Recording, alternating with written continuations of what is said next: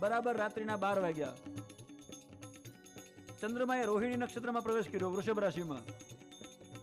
અને વ્યાસજી વર્ણન કરે છે, તમદ્ભુતં બાલકમંબુજેક્ષણમ ચતુર્ભુજમ શંખ ગદાર્યુધાયુધમ શ્રીવત્સલક્ષ્મં ગલશોભિકૌસ્તુભમ પીતાંબરમ સાંદ્રપયોદ સૌભગમ.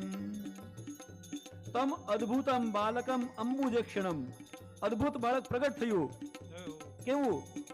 ચતુર્ભુજમ, 4 હાથ વાળું. ખાલી હાથ નહીં, પોતાના આયુધો, શંખ ચક્ર ગદા ને પદ્મ. શ્રીવત્સલક્ષ્મમ, લક્ષ્મીજીનું ચિહ્ન. પીતાંબરમ, પીતાંબર પહેરેલું. અને વ્યાસજી કહે છે, બોલો પુરાણ પુરુષોત્તમ ભગવાન કી જય. બાળક પ્રગટ થયું, માતાએ ગોદમાં લીધા.